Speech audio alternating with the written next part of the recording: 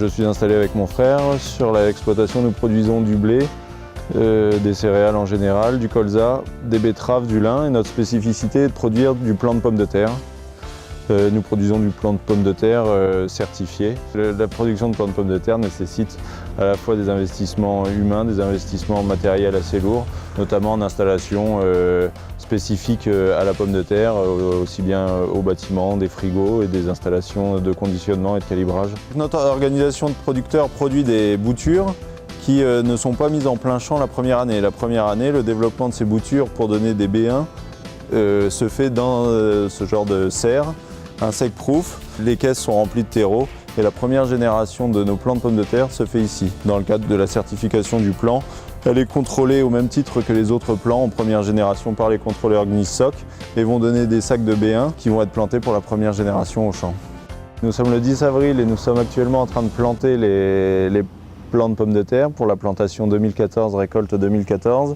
La plantation de pommes de terre ne correspond qu'à une seule étape parmi d'autres de la production de plants, car avant même de planter les pommes de terre, la parcelle a d'abord été contrôlée, analysée et des prélèvements de terre ont été faits afin de voir la présence éventuelle de nématodes. Les terres sont tamisées pour éviter un maximum de choc. Nous plantons avec un système, comme vous pouvez voir, de planches de billons d'1,80 m dans lesquels sont plantés 3 rangs. Afin de viser le calibre le plus juste pour l'utilisateur du plant, nous matérialisons précisément tous les différents lots avec un schéma de champ qui est fait pour chaque parcelle et qui est fourni au GNIS-SOC afin de connaître sur chaque champ quelle variété et quelle génération de plants est plantée. Le travail que l'on fait au champ, à savoir l'épuration, va être accompagné par les contrôleurs GNIS-SOC qui vont venir visiter au minimum 3 fois la parcelle, mais en pratique ils le font beaucoup plus et qui nous accompagnent dans le contrôle. Et si le travail est bien fait, à savoir pas de problème sanitaire ni de virus, le certificat va être délivré suite au test ELISA après la récolte, mais le travail en plaine est déjà contrôlé par les contrôleurs GNIS et SOC. L'identification est faite sur chaque palox. Nous plantons donc des laidis clairs de classe SE de calibre 35-50 et l'origine du lot vient du syndicat du Boulonnais. On peut voir que c'est un plant de qualité, pas d'impureté. Le plant a été traité en amont de la plantation. Là, nous pouvons voir que le plant est au stade optimal. Il est au stade point blanc, prêt à planter et à donner du plant de qualité.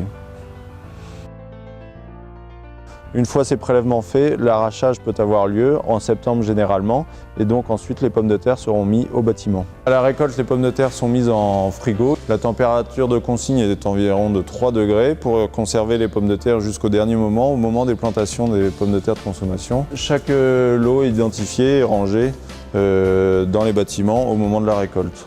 Après avoir calibré les plants sont de nouveau remis au frigo. Et là, identifiés de la même façon, on y ajoute le calibre. Les conditionnements sont faits après la demande de certificat auprès des contrôleurs GNIS-SOC qui viennent voir le lot après l'avoir travaillé et au moment du conditionnement pour délivrer le certificat. Donc sur le certificat figure la variété, la classe, le calibre, le numéro de lot, le numéro de la parcelle et le syndicat. Ici nous sommes à Trépani. Les commerçants nous invitent à compléter l'identification du Big Bag par une feuille qui nous est fournie par, là en l'occurrence, Huchette Cap-Griné, où on retrouve les éléments principaux du Big Bag, à savoir la variété, la classe, le calibre, le poids, la date de conditionnement et le numéro de producteur ainsi que la parcelle. En plus des informations techniques que le collecteur va fournir à l'utilisateur des plants de pommes de terre. Ces pommes de terre ont été conditionnées et vont être destinées à un producteur de consommation qui devrait les planter dans les semaines à venir. Je suis producteur de pommes de terre sur une trentaine d'hectares en pommes de terre de consommation. J'ai toujours utilisé du plant certifié depuis maintenant une bonne quinzaine d'années que je fais de la pomme de terre. Pour moi, c'est une garantie, notamment au point de vue traçabilité, pureté variétale, pureté sanitaire. Et pour moi, c'est des points très très importants. Pour la pureté variétale, les garanties, déjà, c'est toute la traçabilité. Quand on reçoit les lots de pommes de terre, notamment en Big Bag, on a une étiquette qui a été fournie déjà par un contrôleur agréé par le GNIS. Et sur cette étiquette, on peut lire, on a le numéro du producteur de plants, on connaît toute l'origine. On a la généalogie du plant, donc on connaît sa génération. La date de mise en Big Bag, il y a beaucoup d'informations. Étant entouré que de producteurs de plants dans ma région, je vois comment ils travaillent et je vois le sérieux, quoi. C'est rassurant. En général, à 95%, mes clients me demandent mon origine de plant. Parce que eux, derrière ça, travaillent avec des magasins qui ont mis en place des Global Gap. Donc, notamment Carrefour, ces gens-là veulent savoir l'origine du plant et ensuite comment a été suivie la consommation. J'ai un cahier des charges aussi. Je dois leur fournir des informations à la demande. Donc, l'origine du plant fait partie de ce cahier des charges. J'ai remarqué chez des voisins qui utilisent de temps en temps du plant fermier, il y a une différence visuelle.